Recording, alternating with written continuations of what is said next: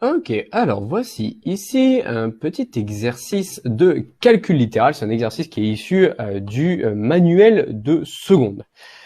Pourquoi cet exercice-là? Parce que il nous permet en fait de résumer tout ce qui est développement, réduction, factorisation et même équation. Alors on considère une expression suivante définie pour tout réel de x, b de x est égal à 4x plus 5, le tout au carré, moins 4x plus 5 facteur de 7 moins x. Et on nous demande d'abord de développer et réduire b de x. Bon, on est parti pour développer et réduire.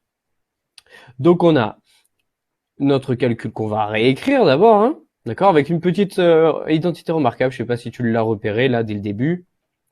Hop, on réécrit d'abord le calcul et on est parti pour développer déjà l'identité remarquable qui est de la forme a plus b le tout au carré et qui nous donne a au carré, donc 16x carré. Attention que quand on fait a carré, c'est 4x au carré, non pas juste le x qu'on met au carré, d'accord? On fait à la fois x fois x, x au carré, et 4 fois 4, 16.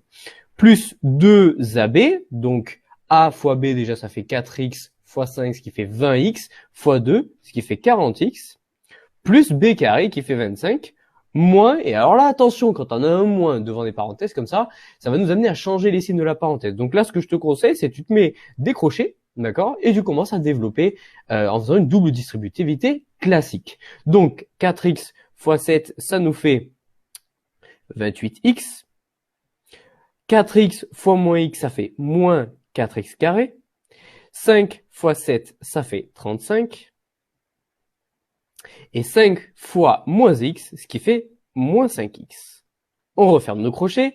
Et là, l'idée, c'est que notre moins qu'on avait au départ, là, on va l'appliquer cette fois-ci sur notre crochet. Donc, on va changer tous les signes. Donc, ça nous fait 16x carré plus 40x plus 25 moins 28x plus 4x au carré moins 35 plus 5x. Et là, maintenant, on vient réduire tout ça. On regarde les x carrés. On en a 16 plus 4, ce qui fait 20x carré. Dx, on en a 40 moins 28, ce qui nous fait 12, plus 5, 17. Donc là, j'ai utilisé ça, ça, ça, ça et ça.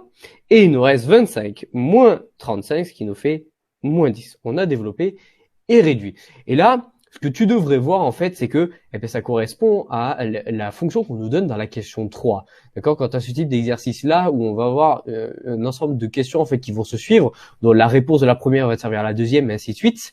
Ce que je te conseille vraiment, c'est de lire toutes les questions, d'accord? Et après, de faire l'exercice pour voir en fait les liens, d'accord? C'est-à-dire que dans la troisième question, on t'aide le 20x carré plus 17x moins 10. Si tu ne l'as pas trouvé, l'idée c'est qu'on te ramène sur le droit chemin, j'ai envie de dire, d'accord, qu'on te donne la bonne formule pour pouvoir résoudre l'équation. Ensuite, on factorise. Alors, pour la factorisation, cette fois-ci, ce qu'il va falloir faire, c'est essayer de trouver notre facteur commun. Dans la fonction de départ, ce qu'il faut que tu arrives à identifier, c'est des blocs. Ici, on a un premier bloc, d'accord, 4x plus 5 fois 4x plus 5, et ici, 4x plus 5 fois 7 moins x. Ce qui apparaît deux fois dans mes deux blocs, là, c'est ce 4x plus 5 qui va devenir mon facteur commun. 4x plus 5, maintenant, il est multiplié à quoi? Notre 4x plus 5, il va rester jusqu'à la fin. Et on va dire maintenant, il est multiplié à quoi? Dans mon premier bloc, il est multiplié à lui-même. D'accord? Donc, 4x plus 5. Hop, comme on va écrire, 4x plus 5. Ensuite, on n'oublie pas le moins, d'accord, qui est entre les deux crochets rouges. Et ensuite, on voit qu'il est multiplié par 7 moins x. Alors là, attention à ne pas faire l'erreur, d'accord? Quand on a un moins devant une parenthèse, on a dit que ça changeait les signes, donc on n'oublie pas de mettre des parenthèses ici, d'accord? On double nos parenthèses. Donc, on a 4x plus 5, facteur de 4x plus 5 moins 7 plus x. On réduit, ça fait 4x plus 5, facteur de 5x moins 2. Ok? Donc là, on a factorisé notre deuxième, notre fonction, hein, on l'a factorisé histoire de la réduire un petit peu. Et maintenant, dans la question 3, l'idée, ça va être de résoudre cette équation-là. Alors, en seconde, normalement, tu n'as jamais fait d'équation avec des x carrés et des x. Donc là, ce que je t'invite à faire, c'est de réfléchir à quelle formule de b de x tu vas utiliser pour résoudre cette équation. Est-ce que tu vas utiliser celle qu'on te donne dans la consigne? La troisième consigne, je veux dire, la question 3, est-ce que tu vas prendre la forme factorisée ou est-ce que tu vas prendre celle de départ dans l'énoncé? D'accord? Il y a plein d'exercices comme ça où en fait on va te faire développer, réduire, etc. pour que tu aies pas mal de formes en fait d'une même fonction. Mais ce qu'il faut que tu essaies de comprendre, c'est le lien qu'il y a entre toutes ces fonctions. Si je prends 20x carré plus 17x moins 10, c'est comme si je prenais 4x plus 5 facteur de 5x moins 2. C'est la même fonction. D'accord? Donc en fait, le piège dans lequel il faut pas tomber, c'est dans la question 3, ne pas utiliser surtout ce qu'on nous donne dans l'énoncé.